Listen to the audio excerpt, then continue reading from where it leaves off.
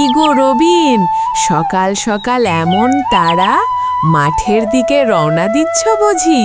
হ্যাঁ বুড়িমা, একটু মাঠের দিকেই যাচ্ছি। আপনার শরীরটা ভালো তো?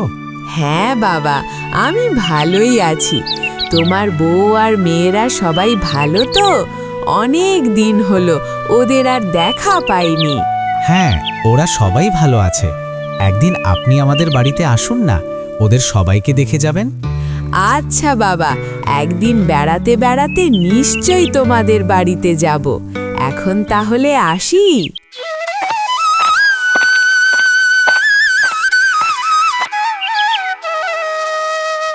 মা, ও মা, বাবা কি মাঠে চলে গিয়েছে? কই, বাবাকে দেখছি না তো। হ্যাঁ, একটু আগেই তোর বাবা মাঠে বেরিয়ে গেছে। তখন তুই ঘুমাচ্ছিলি বলে তোকে ডাকেনি। বলছি শোন, আমি একটু পরেই তোর বাবার জন্য খাবার নিয়ে মাঠে যাব, তাই তুই এখন খেলতে বেরোবি না। ঘরে গিয়ে একটু পড়তে বস। ঠিক আছে মা।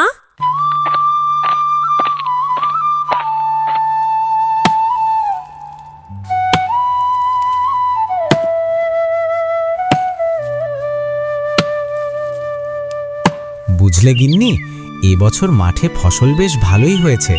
মনে হয় চাষি ভাইদের হাতে এবছর ভালো টাকা পয়সা আসবে। তাই ভাবছি তোমার জন্য একটা শাড়ি আর পুটির জন্য একটা চুড়িদার কিনে দেব। আচ্ছা ঠিক আছে, সেসব কথা না হয় পরে দেখা যাবে। এখন তুমি খেতে বসো।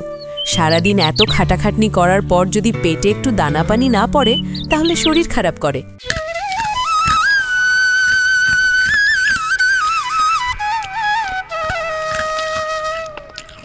বুঝলে গিন্নি, ঠাকুরের কাছে আমার আর বিশেষ কিছু চাওয়ার নেই।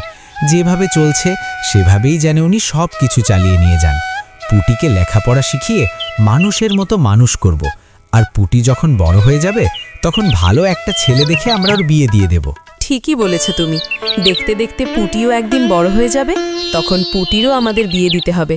পুটি তখন স্বামীর ঘরে গিয়ে থাকবে, আর হয়তো তখন আমাদের মেয়েটাও আমাদের পর হয়ে যাবে। এ কি বলছো পুটির মা? মেয়ে কি কখনো মা বাবার কাছে পর হয়? মেয়ের বিয়ে হয়ে গেলে আমরা ওর বাড়িতে যাব, আর মেয়ে জামাই আমাদের বাড়িতে আসবে। এতে পর হওয়ার প্রশ্নই ওঠে না। আর তাছাড়া জগৎ সংসারের তো এটাই নিয়ম, মেয়ে হয়ে জন্মালে একদিন স্বামীর ঘরে যেতেই হয়। তাই বলে কি মেয়ে আমাদের পর হয়ে যায়? এভাবেই ওদের মধ্যে আরো অনেক কথাবার্তা চলতে থাকে। আজ পুটির বাবার ফসল বিক্রি করার দিন। শোনো পুটির মা, আমি তাহলে হাটের দিকে রওনা দিচ্ছি। ঠিক আছে, তুমি তবে বেরিয়ে পড়ো। বাবা, হাট থেকে ফেরার পথে আমার জন্য কিছু কিনে এনো। ঠিক আছে রে মা, আমি নিশ্চয়ই তোর জন্য কিছু কিনে আনবো। না, একদম না। অযথা টাকা খরচ করার কোনো দরকার নেই।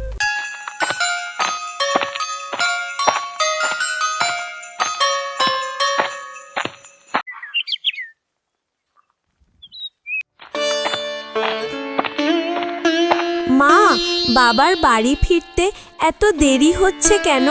সেই কখন হাটে বেরিয়েছে। তুই চিন্তা করিস না, এই এলো বলে তোর বাবা। এই তো তোর বাবা চলে এসেছে। এই নে মা, তোর জন্য এটা কিনে এনেছি। গিন্নি, এটা তোমার জন্যে।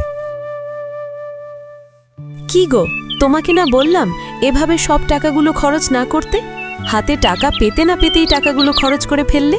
খরচ আবার কোথায় করলাম গো? অনেক দিন তোমাদের জন্য কিছু কেনা হয়নি, তাই একটু কিছু কিনে আনলাম আর কি। সে তো তুমিও অনেকদিন কিছু কেননি। কই, তোমার জন্য তো কিছু কিনে আনোনি। আর তাছাড়া যদি কিছু কিনেই আনতে হতো, শুধু আমাদের মেয়েটার জন্য কিছু কিনে আনতে পারতে। আমার জন্য কিনে আনবার কি দরকার ছিল? শুধু শুধু এতগুলো টাকা খরচ করে এসেছো। এভাবেই তাদের সংসার সুখ, শান্তি আর ভালোবাসায় ভরে উঠল।